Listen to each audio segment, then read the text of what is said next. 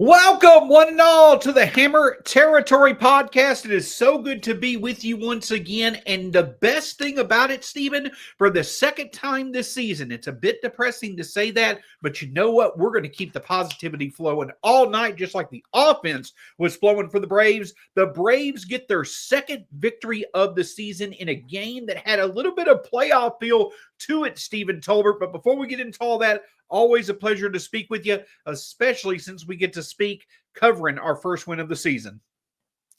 Yeah, what's up, buddy? It's it wasn't looking good. I thought we were going to do another podcast where they lost, and we were going to have to come on here and talk about Chris Sale and the offense shutting down after scoring 3 runs early, and it wasn't looking good. Zach Wheeler kind of got into a groove there in the middle of the game, but credit to the offense. They just kept coming.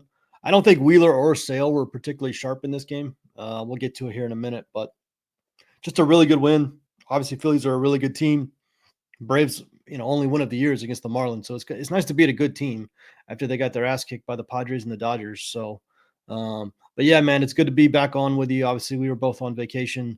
You were still working. I was off for about 4 days. So it's always good to be back on with you.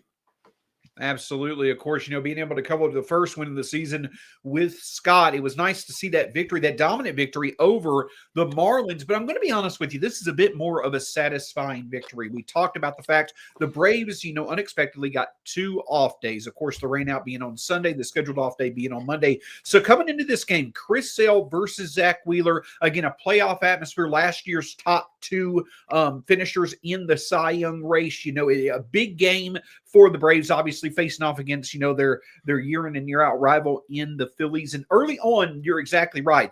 Chris Sale, it seemed like that he was going to, cruise through that first inning. Unfortunately, ran into a bit of trouble, and the Braves went down 1-0. But then the offense got going. Shawn Murphy, in his first game back, in his first at-bat of the season, a 3-run home run off of Zach Wheeler. We'll talk a bit more about Shawn Murphy in just a moment. But then, Stephen, right after that, the Phillies come back in, I believe it was in the top of the 3rd inning, and they were able to get 3 runs right back, and it was 4-3. And you thought, all of a sudden, here we go again. The Braves finally get an offensive outburst that we've been waiting for against a great pitcher, and the Phillies come right back and get these runs. But then the offense started to claw back and were able to get the job done. Stephen, let's first just talk about that, range of feelings that you had. Going from seeing the Phillies bouncing right back, oh gosh, here we go again, to then as we worked through the games, it felt like this old Braves team of 22 and 23 really being able to rise to the moment and get the job done. Yeah, it's such a weird feeling watching Braves games right now because you don't have any confidence. Anytime something goes wrong, you just think that's the game. And I hate that. I hate watching a game like that. But when you're 1-8 and you've seen it over and over and over again that when things go wrong, you lose, it's tough not to feel that way. And so, when the Braves jumped out 3-1 lead, everybody's feeling good. And then immediately the Phillies scored 3 runs in the top of the 3rd. It was like single, triple, double, or something like that. And the Phillies were hitting Sale pretty hard. Sale's velocity is not quite where we're used to being. And so it was like, oh my God, now Zach Wheeler is going to lock in.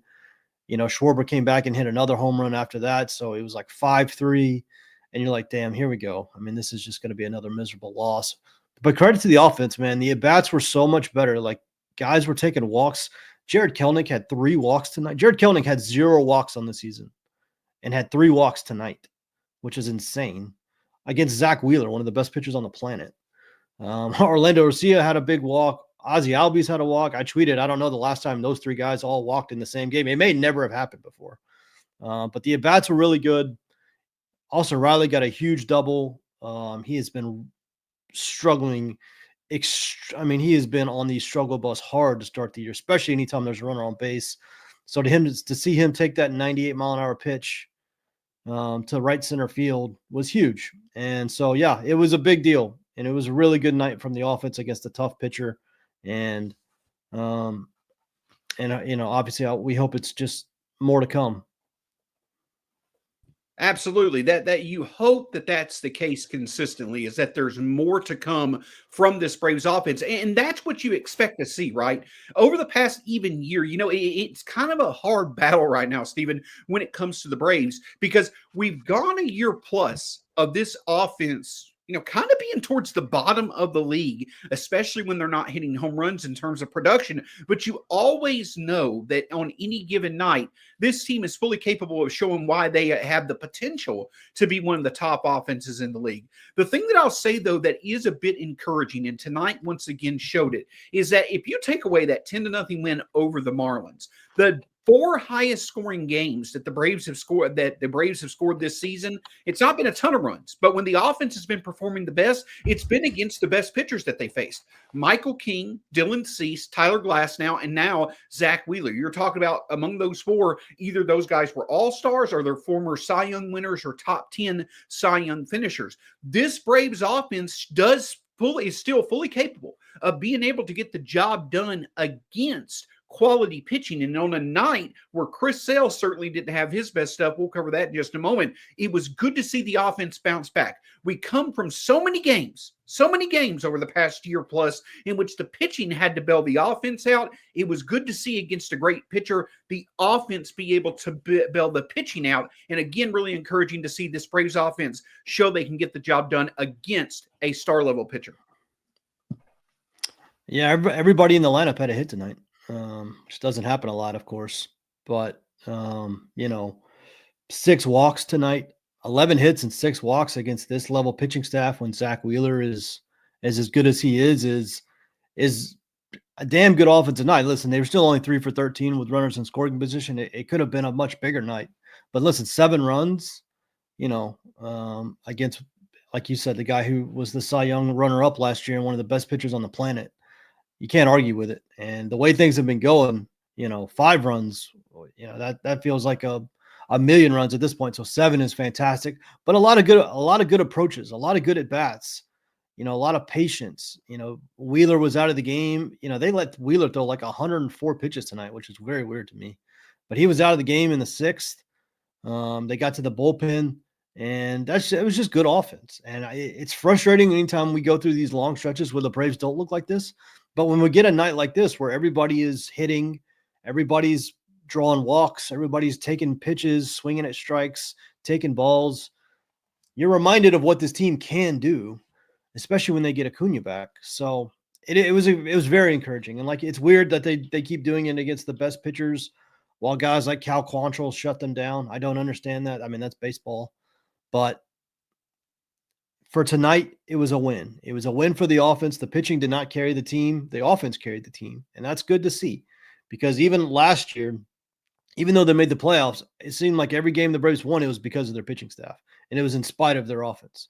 And so this is a win for the offense. And that makes it more satisfying, where the pitching kind of faltered and the offense picked up the pitching and got the win.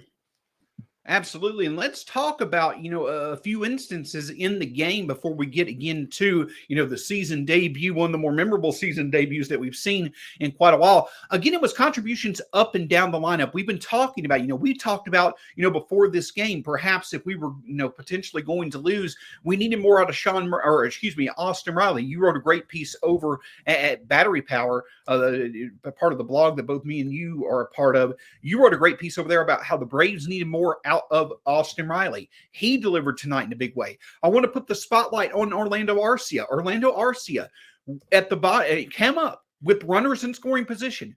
The Braves needed a productive at bat of him versus Zach Wheeler. He got a walk that extended the inning, and then Michael Harris was able to get that run, and the Braves were able to tie the game off the Michael Harris sacrifice fly. So that turn of the order between both Orlando Arcia and Michael Harris, 2 players who we've talked about have struggled to have productive at-bats in big moments. Both of them were able to create a run-scoring opportunity and get the job done. Everybody contributed tonight. More games like that is probably going to be the easiest and best way for us to get out of this early season rut. Yeah, the bottom of the order got on base 8 times tonight. 4 hits and 4 walks between the bottom 3 guys in the lineup. That makes everything so much easier. Of course, Murphy hit the big 3-run homer, which we're going to talk about in a minute. But, Kelnick drew 3 walks. Orlando had a walk in a big rally. Orlando had a double in the 8th inning that led to the insurance runs, which is always important when Bryce Harper is coming up against Raciel Iglesias in the 9th. Michael Harris had both a sacrifice fly and a sacrifice bunt tonight, which you don't ever really see from this offense. The Braves aren't exactly the masters of the sacrifice bunt. So, just a good night. Everybody contributed, and that's lovely to see. I mean, there was only one home run hit. Yes, it was a 3-run homer, but it was one home run hit, but it was a lot of singles, a lot of walks, kind of some small ball thrown in there. Against one of the best pitchers on the planet. It was just good to see. And 7 runs when the pitching doesn't have its best stuff, that's a satisfying win. You're muted, Joe. Very satisfying to see the Braves get the job done.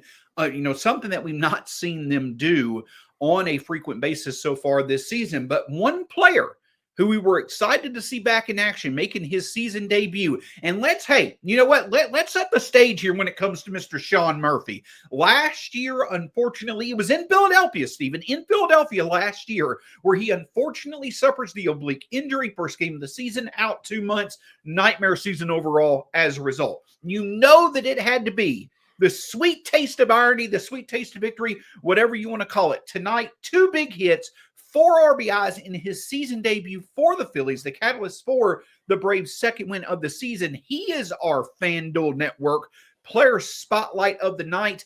It was great to see Shawn Murphy be able to produce. Drake Baldwin has done very well in his time, in his short cup of coffee so far. It'll be interesting to see how the Braves are going to utilize Baldwin. They definitely need to find ways to insert him in the lineup as we move forward. But without a doubt, Shawn Murphy, I think, reminded some folks that he definitely can be a huge contributor to this lineup, and it could not have come at a better time as he delivered the Braves a victory in his season debut. Yeah, I mean, just to illustrate kind of how much the Braves have struggled tonight, coming into the game, the team leader in RBIs was Ozuna with 5, and Shawn Murphy had 4 RBI tonight and 2 at-bats. So, he was 1 away from tying the team lead in his first game. And so, yeah, I mean, just massive. I mean, I would love so much for this to be a full year, like Shawn Murphy revenge tour after all the crap that's been talked and written about him. This has obviously been a pro Shawn Murphy podcast for a long time, and I've tried to defend him as much as I can. I know people are mad about the Bill Contreras trade, and, it's not going to be until Murphy puts together a couple of really good seasons back to back before that goes away. But this was a great start. I mean, a 3-run homer. Listen, after Ozuna got robbed of that homer in the first inning, you're like, oh my God, here we go. And then the Braves get kind of a break with the bloop double from Riley that the Phillies misplay in the outfield. Kelnick walks, which again is not normal. And then Murphy pops a 3-run homer. And that's kind of what this team has been missing. Coming into the night, the Braves had 6 homers for the season in 9 games. Tonight was their 10th game. There are multiple individual players with 6 home runs in the season so far. And the Braves had 6 as a team. And this team is built to hit homers. There's not a lot of athleticism. There's not a lot of speed. Let's be honest, there's not a lot of on base. Like this team is supposed to hit a ton of homers. And so only 6 coming into the game is a big deal. And so Murphy popping that 3-run homer, getting the crowd going. I know Chris Sale immediately gave it up, but you already got 3 runs on the board. You certainly feel better against Zach Wheeler than you would if you didn't. And then he came up later with the RBI single. From what they've said, they're going to do kind of a 66-33 split of Murphy and Baldwin, where basically Murphy catches 2 out of every 3 games and Baldwin catches the rest. I kind of like that. We'll see how it goes. I think whoever's hitting should play. This offense doesn't have the luxury of just being able to, curate a perfect playing time situation anymore. It's whoever's hitting should play. And Murphy obviously hit tonight, and that was just massive.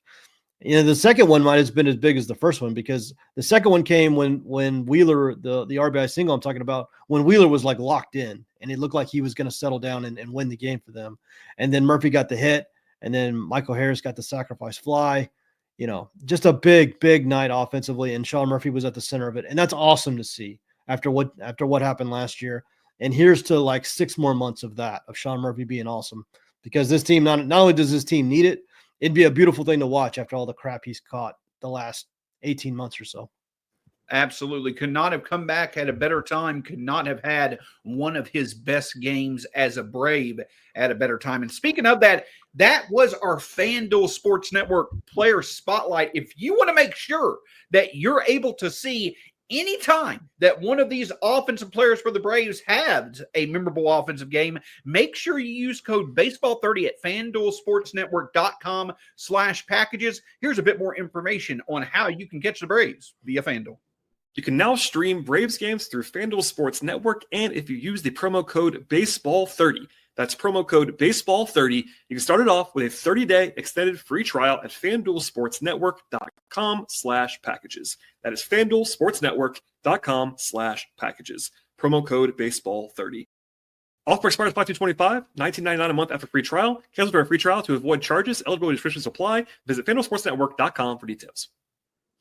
Yeah, Stephen. So going into the middle of tonight's game, we were watching it and we were kind of thinking, okay, here we go again. It was a struggle. The Phillies coming right back after the Braves had the big home run from Shawn Murphy. You were just like, when does it end? And so now I was looking at a few things when it came to Chris Sale. And the thing that I'll say is this, is that what I was amazed to find is that the Braves, to start this season, they lost back-to-back Chris Sale starts. The only other time that they had lost back-to-back Chris Sale starts was at the beginning of June of last year. That's just amazing to me, and how, consistently, I think they had only lost like 6 of his 33 starts last year. They were like 25-7 or whatever, in his starts last season. But that was what amazed me. And so I was like, please don't let this be the first time we lose 3 in a row. But it was great to see again the Braves offense be able to kind of support Sale and get the job done tonight. But with that being said, Chris Sale's start to the season, I think I don't necessarily think we're to the point of being overly concerned so far, but I also think that we're just kind of all looking at this and being like, okay, it was going to be hard for Chris Sale to really, be able to repeat what he did last year, but he does seem to have, struggled a bit so far this season. On one hand, he's faced the Padres, he's faced the Dodgers, and he's faced the Phillies. That cannot be understated. He's faced some very tough competition. But also, it seems like that his velocity is a bit lower than it was last year, maybe just kind of catching his groove. He did get it up to 97 at times tonight. But overall, Stephen, your assessment of Chris Sale through 3 starts, he's definitely been good enough to put us in a position to win, but certainly has come short of the dominance that we were so used to seeing last year. Yeah, it's been a bit of a weird start. His peripherals still look pretty good. His ERA does not look good right now, but that's, early in the season that happens. If you give up any runs at all, it balances out as the season goes. The peripherals still look okay. I'm a little worried about the velocity, if I'm being 100% honest. I do want to say tonight it was, I don't want to say unseasonably cold, because usually in the South, we get this kind of last cold spell in the first week of the first week of April. And so that's kind of what's happened right now. And it was, high 40s, low 50s tonight for the game. So it was cold in the game. And even Zach Wheeler's velocity was a little down tonight. So I don't want to overreact, but, if you look at tonight, his average fastball velocity was 92.7, which is a full 2 miles per hour below what it was last year, which was 94.7. And he's done that in a couple of starts. And so it is something I'm monitoring. And, when your fastball drops by average of 2 miles an hour, that's a big deal. It doesn't sound like a big deal, but that's a huge, huge deal. And the hitability of your fastball goes up quite a bit when it's that much slower. So we'll see if it's just an early season thing. I will say Chris Sale does throttle his fastball.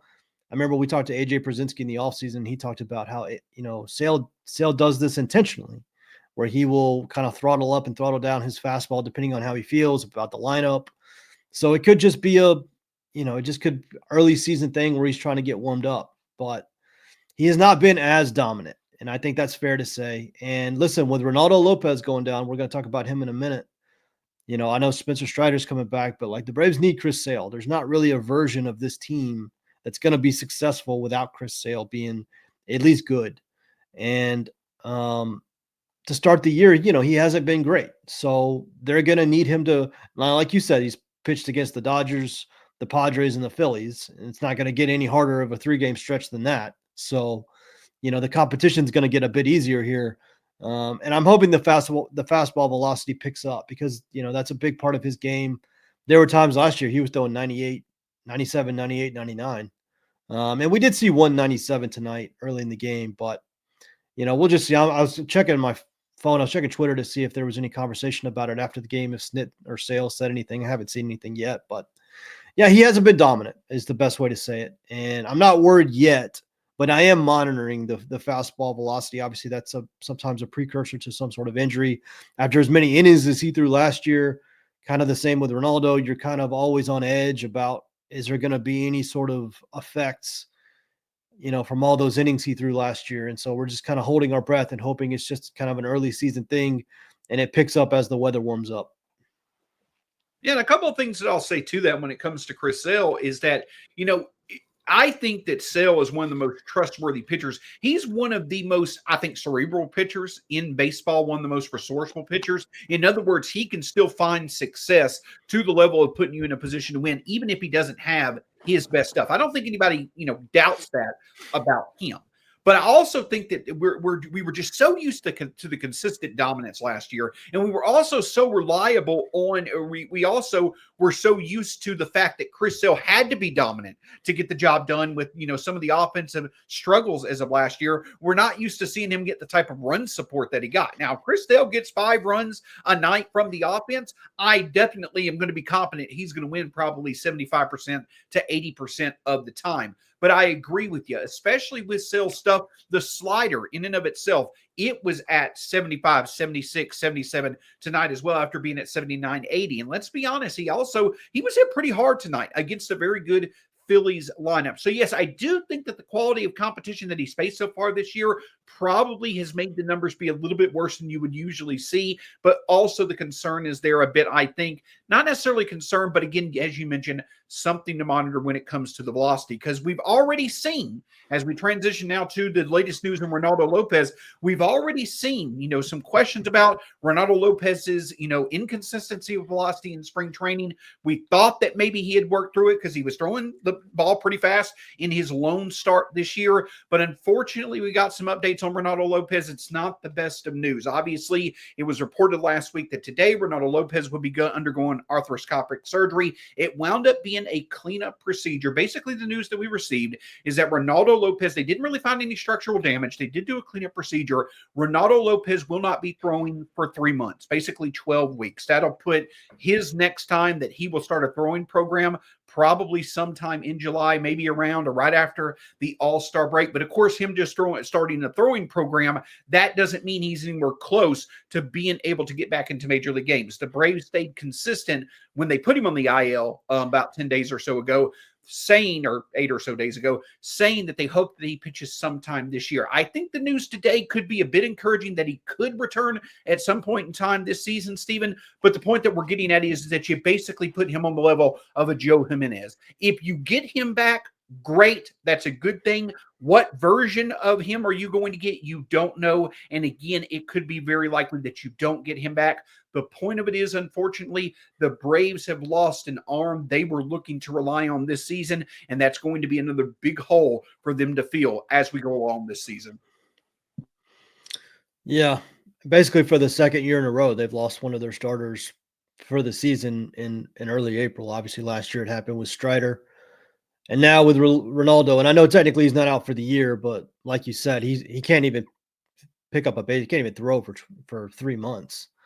And then once he starts throwing, assuming he gets cleared, which is not a guarantee, then he's got to basically start over his throwing program from the offseason. So it's going to be 6 more weeks after that probably before he's even potentially ready to be in a major league game. And by that point, I mean, the season's basically over. I think the only chance he has of pitching again is maybe as a reliever in September. I saw some people suggesting that, if they bring him back as a reliever, then maybe it won't take as long to ramp back up if he gets ready. And that's potentially true. But if you're the Braves, you can't count on him. It's like you just said, it's like Joe Jimenez. If you get him in September, then that's just a bonus. And That stinks. And we knew something was wrong. I mean, we knew something was, when they said he was having shoulder surgery just to kind of look and see if there's anything wrong. Once they cut open your shoulder, you're going to be out for 3 months. I mean, there's just, when the best case scenario is 3 months, you're not in a good spot. So we kind of knew this was coming, quite frankly, and the news today just kind of confirmed it. I know there'll be about, people optimistic. He might be back, mid late September, maybe for the playoffs. Of course, the Braves have to actually make the playoffs for that to matter. But yeah, it sucks. And listen, that's a big hole. That's a big hole in the rotation. Fans don't need us to remind them that the Braves did not add anybody to the rotation this offseason. And now they're down Ronaldo for pretty much the whole season. And so, they're to a situation now where they need Strider. Like, they need Spencer Strider. It's not just a bonus to have him. They absolutely need him. And they need Chris Sale. And if anything happens to any of those guys, it's going to get dicey quickly. AJ Smith-Shawver still doesn't look fully ready. I think Scott said on the last show that he's probably best if he was in AAA. He still needs to fine-tune his command a little bit, but the Braves can't afford him to be in AAA right now because they need him in the rotation. And so, I think Strider's making one more rehab starting Gwinnett on Thursday. All indications are he's going to be up after that, which is fantastic news. But the Braves need Sale to get right. They need Strider to stay healthy. They need Swellenbach to continue what he's doing because Reynaldo Lopez is effectively done for the year. And I think even if he does come back, it's not going to be as a starter, at least not in 2025. And that's a bummer, not only on the field, but the Braves gave Reynaldo Lopez an extension. They bumped up an extra year on his contract to save a little money. So the Braves still owe him for 3 more years at like $30 million after this season. So that's not good when a guy's already dealing with shoulder stuff. So it was just, not great, not good news, but we kind of knew it was coming. It wasn't exactly a shock. And as we've discussed, with the fact that the Braves, continue to, get this news where, they lost Jurickson Profar, obviously, for the first half of the year. They've now lost Reynaldo Lopez. One thing that could happen is we could see a bit more frequent movement when it came to adding to the roster as the season goes along. That occurred on Tuesday when it came to the addition of a notable reliever. We'll discuss that in just a moment after this word from our partners. AJ, it is time for people to get some new clubs, and to do that, they need to go to their local PXG for a fitting, right? No doubt. I was there today. I've been there before. Last time I was there, they gave me this killer gap wedge. Look at that sweet spot, Scott. It is worn out. That is right in the sweet spot right there. So I went and got new clubs today, new irons. But more importantly, I got this bad boy. I got me a new putter. This is my old putter. It's on order. Yes, that's my putter cover. PXG Mustang putter. Now I'm going to the Allen putter. They talked me into it because I was draining some putts today. Bob, the guy who helped me out, he helped me with my irons. He got them teed up perfectly. But then we went to the putting green. I was draining them putts because that's the most important part of golf. PXG fittings are fun. Schedule your fitting today. As you can hear from AJ, for a limited time, you could save up to 20% on your entire order. Head over to pxg.com/foul. That's pxg.com/foul to save up to 20% on your entire order. pxg.com/FOUL. Restrictions apply. See site for details. Of course, the name that we are talking about when it comes to the Braves, again, we've seen many of these veteran names be added by the Braves over the past couple of weeks as they've kind of filled some depth when it came to the roster. Well, the latest name was a trade today between the Braves and the Astros. So much has been talked about the Braves and the Angels making trades because Perry Niasen, a former member of the Braves front office, is in Anaheim. Well, Dana Brown, former member of the Braves front office, is in Houston. The Braves today acquired veteran reliever Rafael Montero from the Astros with cash for a player to be named later. Now, when you look at Rafael Montero, you look at his contract and you see $11.5 million, you kind of think, okay, why are the Braves adding this expensive of a player in the season, especially one that has struggled throughout his most recent contract? Why are they adding that type of level of contract when they seem to be limited in the offseason? Well, then you get to realize, and in the details, the Astros are basically paying for the majority of his salary. But Stephen, I think that's what stands out. Rafael Montero, I'm sure, is a name that many fans in Braves country have heard before. He came up with the Mets organization. He had a pretty big year all the way back in 2022, led to a 3-year, basically $10 million per year deal. But since then, he has struggled. To me, Stephen, what this stands out for is this is a name that has success in the past. Can the Braves once again work their magic and maybe help him reclaim some value like they've done with so many relievers during the Alex Anthopoulos era? Yeah, I mean, when it came across the wire, that was kind of the first thing I thought is I knew he had signed that $30 million contract. And so the first thing I went and looked at was how much money he's still owed. And then I was trying to figure out how much the money the Astros are paying down, because they had to be paying down something as bad as he's been the last 2 years. And yeah, it came out that they're paying most of the money. So the Braves are not paying him $11 million this year. We don't have the exact number, but it's probably like $2 million or something like that the Braves are on the hook for. But listen, he's a reliever. He's been a reliever in Houston's organization the last few years. I'm not going to sugarcoat it. The last 2 years have not been good. He's pitched about 100 innings, 105 innings out of Houston's bullpen the last 2 years. His ERA is around 5. His FIP is around 5. He still throws very hard. He averages like 96 miles an hour on his fastball, so he can hit 98. He gives up a ton of homers. He gives up so many homers, gives up a lot of barrels. Like it's obviously a fastball that hitters see pretty well. So the Braves are, he has kind of introduced a splitter to his repertoire. I'm sure that's what the Braves are interested in. They think they can probably use that to, increase his production level. We'll see. I mean, the Braves are, again, I don't have to remind fans that the Braves did not add any notable relievers this offseason. So they've spent the early part of the season just kind of rotating in random names, right? Hector Neris, Craig Kimbrell is going to come up at some point. They've just added Zach Thompson, Jose Suarez, and now Montero. And so, the Braves are just trying anything basically because they didn't do a lot in the offseason. I don't understand why they didn't do more in the offseason. Everybody kind of saw this coming that they were going to need more relievers. And now they're here at the first 2 weeks of the year and they're already having to play musical chairs with the bullpen because, they don't have enough production down there. But that's what they're trying to do. They're just trying to get it, lightning in a bottle. It's not going to cost them. The Astros are paying most of the salary. It's a player to be named later, so it's probably not going to be anybody significant out of the system. It's just a guy they're hoping can rekindle some of his form from a few years ago when he was a pretty good reliever. Still not that. He's 34. It's not like he's 40 years old. Still throws hard. Does have the splitter now, which you can dream on a little bit. So we'll see.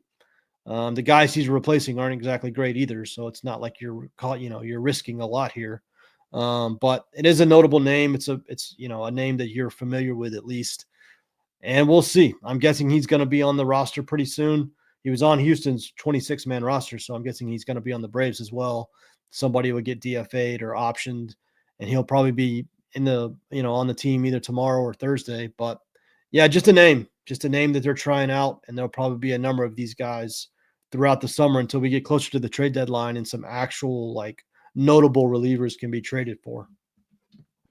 Yeah, and let's talk about the bullpen a bit because the bullpen overall has Hector Neris obviously had his struggles. Of course, I still will say Raisel Iglesias, how Brian Snitker used him in that last game of the Dodgers series, I was perfectly fine with. He just imploded. You can't plan for that if you're Brian Snitker tonight. He was fine. But how about shouts out to this Braves bullpen? And Yel De Los Santos has had some really good outings to start off the year. Daysbel Hernandez had a huge performance tonight. He's had a decent start to the season. Dylan Lee is nails as always. But now you start to look at the fact that overall this bullpen's done pretty well. And now you get into, okay, maybe at some point in the future, Stephen, Raisel Iglesias, Pierce Johnson, De Los Santos, Daysbel Hernandez, Rafael Montero, Craig Kimbrell. You've got some good names there. Again, probably some names that are past their primes, but some notable names who have had success in recent years. A bit better probably when it came to name value than we thought it would be a few weeks ago. But overall, this Braves bullpen has done pretty well so far, I feel, in the general scheme of things. And they've got some reinforcements now. Again, maybe not all that reliable, but some stuff to work with. I think the Braves bullpen overall is in a pretty decent position considering where we started off the season as, especially that first game of the year. Yeah, I'll tell you what was notable to me was that in the big spot tonight, Dylan Lee came in and he got the first 2 outs. I think he got Harper and Alex Bohm after the Braves had taken the lead. And then he walked Schwarber. And there was a right-hander coming up. And obviously they took Dylan Lee out. And I was sure they were bringing Pierce Johnson in. But that's not who they brought in. They brought in Daysbel Hernandez. And Daysbel looked fantastic. And he was throwing 98, 99. He was blowing guys away. And, I still don't understand how Daysbel wasn't used on opening day, how Hector Neris was given that opportunity when Pierce Johnson and Daysbel were both available. I think it cost them a win there. Probably, who knows how the season goes if they win that first game and get it out of the way, the first game of the year. But, we're not going to harp on that all year. But, yeah, the fact that Daysbel came in tonight in that big spot against a righty was notable to me before Pierce. I don't think Pierce Johnson pitched at all. So they have the potential. They don't have a lot of proven. I mean, the guys that they have that are the names are probably past their prime. The guys that are in their prime are probably the names you don't know. And so, you're kind of dealing with uncertainty on one end, or you're dealing with guys past their prime on the other end. It can work. I mean, listen, bullpens are so volatile. It can work. Daysbel tonight certainly looked the part. Dylan Lee is very good. De Los Santos has been good. They're gonna add Kimbrel at some point. Obviously, they just traded for Montero, so bullpens are weird. And I'm sure a reliever will be on Alex's wish list, as the season progresses. But the reason they've lost games so far has really been the offense. I mean, let's be honest. So the bullpen, aside from game 1, which is the one everybody remembers, the bullpen really hasn't been that bad. There's been they blew up that one game where Rossiel blew up, but that's going to happen. So yeah, I mean, I'm not expecting a lot from Montero. I'm not expecting a lot from Kimbrel, but relievers are weird. Bullpens are weird, and anything can happen. Daysbel tonight was the story for me. The fact that he came in instead of Pierce Johnson. I think they're finally starting to trust Daysbel in high leverage, which I don't think they were willing to do on opening day. So that's good to see because Daysbel really does have really good stuff. That fastball slider combo is nasty as hell. And, he looked awesome tonight. And that's big. That's a big, big piece for the Braves. Absolutely. We're going to talk about a couple of other pieces when it comes to organizational depth for the Braves, plus we're looking further at the rest of the series against the Phillies after our one last message from our partners.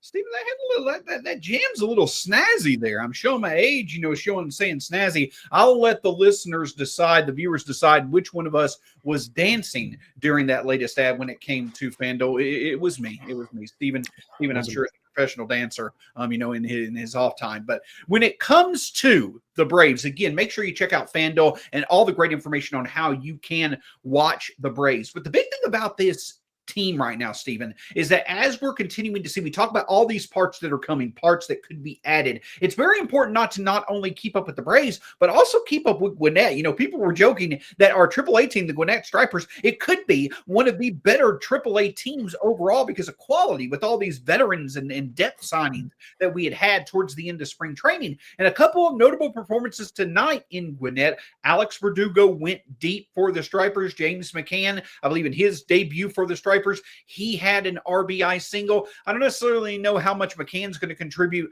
with the fact that both Baldwin and Murphy are right now in Atlanta. But Verdugo, it's good to see he was able to take a breaking ball, kind of very much like Jared Kelenic took that breaking ball from Dylan Cease in the second game of the season and put it into the right field bleachers. Or Verdugo had a similar at bat. The thing that stands out to me is that, we talked about, Kelenic, Stephen, coming into, this series against Philadelphia and how if he really didn't pick it up, Verdugo's right there as a sensible option to potentially replace him. But tonight, hats off to Jared Kelenic. He had 3 walks. I believe it was only the second time that he had 3 walks in a game in his career, but 3 walks for him. Alex Verdugo had a good night. The thing that I'm getting at is you hinted at this a few episodes that we did ago, I think a week or so ago, the fact that we talked about, well, Verdugo could be an option to come in and replace Kelenic if he continued to struggle, but Brian De La Cruz and Stuart Fairchild, it probably makes sense to have more left-handed outfielders right now than right-handed hitting outfielders. It's not necessarily a foregone conclusion that Verdugo could eventually replace De La Cruz or Fairchild as well, but the big key is it's good to see Verdugo having success in Gwinnett. Yeah, before Profar's suspension, we were trying to figure out how Verdugo and Kelenic both fit on the roster because they both, they gave Verdugo a major league deal and Kelnic's obviously on the team already. Of course, now that Profar's out, you can pretty easily just substitute Verdugo for Fairchild or De La Cruz and probably be fine either way. I'm guessing that's what they're going to do. Before tonight, I would have said Kelenic had a good chance of going down, but Kelenic had his best game in a long, long time tonight. 3 walks, a single. He had a really good sliding catch in the 9th. Just a really good game. He just looked like a kind of the athlete, the top prospect that he was. Now he's got to keep doing it. One game is not going to matter in the scheme of things, but I still think Verdugo is going to come up pretty soon. As soon as they feel he's ready, they obviously hit a home run tonight for Gwinnett, so that helps a lot. But they're just going to want more options, more depth. De La Cruz hasn't really done much. Fairchild is a kind of a 5th, 6th outfielder type. So, and again, they gave Verdugo a major league contract and gave him real money. So I'm guessing he's going to come up pretty soon. McCann is just organizational depth. Obviously, Chadwick Trump elected free agency when they made the move for Murphy. So, they just wanted more catching depth in the organization. And, he could come up at some point if there's an injury to Baldwin. I think Baldwin's going to be up for a while. So, which is good. I think that's how it should be. But yeah, it's good. It's just good to have. I mean, like the Braves don't have a bunch of top prospects at AAA or AA, especially position players. So, that's why it's kind of good to have these guys. And I'm guessing Verdugo is going to be up pretty soon. But really good night. We need to give Jared Kelenic his flowers. Really good night from Jared Kelenic. More nights like that. And I feel bad because we kind of crap on Kelenic a lot, but he's just been so bad for so long. Like, we have to be honest about it. We can't just sugarcoat it. He's been bad, but tonight he was great. And I would love to see more nights like that, more patience. He took some really close pitches against Zach Wheeler, one of the best pitchers on the planet. Like, do more of that. Give me more of that. And I'll stop talking about Alex Verdugo and left field and all the problems. Like, it was just a great game from him tonight, and it helped a lot. So it's good to see. I still think Verdugo is going to come up at some point, and they're probably going to split time. But yeah, it's good to have depth. It's good to have options. Absolutely. And it's going to be very interesting to see kind of how that positions itself, especially as we get closer to Ronald Acuna Jr. eventually returning probably sometime, I would say, within the next 30 to 45 days. One note from discussion prior in the podcast that we do want to cover, it looks like that more is coming out about the Rafael Montero trade. It seems as if the Astros are going to send around 7.7 million in the deal. That would put the Braves basically at about $3 million that they'll owe Montero. So of the around 11.2 or so million that's left to pay Montero this season, 7.7 coming from the Astros, probably around $3 million, maybe a little bit more coming from the Braves. So that's kind of how the split will happen when it comes to what Rafael Montero is owed for the rest of the season. But Stephen, again, the fun of the early season, especially when you struggle, is that one game can change the perspective on things into going from kind of the doldrums, kind of being depressing to a bit more encouraging. And I want to put the spotlight on that as we wrap up this edition of the Hammer Territory podcast. So you just had Chris Sale versus Zach Wheeler. You just had the best arm you were going to face of the Phillies this series, and you won that game. Tomorrow you've got Grant Holmes versus Taijuan Walker. I think that those are pretty much on the same basis. I think the Braves can find success against Walker. And then on Thursday, you've got Spencer Swellenbach, who's looked like one of the best pitchers in baseball so far this year, against Jesus Luzardo, who in his own right has looked like a great acquisition from the Phillies. But I think if you're the Braves, you could easily commit to yourself, you have to feel pretty good about the starting pitching matchups for each of these next two games, and you've already won game one. Steven, the Braves are in a very good position to get this series win against the Phillies. And then after that, you've got 4 straight series against teams that on paper, you probably are better than. The Braves, though, again, need to take it one game at a time, but it cannot go understated, especially backing Sell tonight where he didn't have his best stuff, how huge this win was and how good of a position it puts the Braves in, not only for this series, but this week as well. Yeah, I mean, on paper, you feel good, right? Wheeler is the best pitcher they have. You're missing Aaron Nola, you're missing Sanchez. You get Luzardo and you get Taijuan Walker the next 2 nights. The problem is the Braves offense has disappeared against bad pitching this year, and I don't know why. So, I don't want to count my chickens, but you're in a good spot. You need to win this series. You haven't won a series yet this season. You need to win the series. You need to win tomorrow and then go for the sweep. It's still early enough where the Braves don't have to they don't have to start sweeping everybody to get back in this. If they just win series, I mean, every series you win, you're 1 game over 500 for that series, obviously. And if it's a 4-game series, then you're 2 games over 500. Or 3 games over 500. So every series that you win, you can kind of take a chunk out of this deficit that you've built yourself. And if you keep doing that by like May, you'll be back to 500. And then you can keep going from there. So the Braves don't have to roll off like 15 straight wins to get back in this thing. They can just win series and be fine. But the offense has got to stay consistent.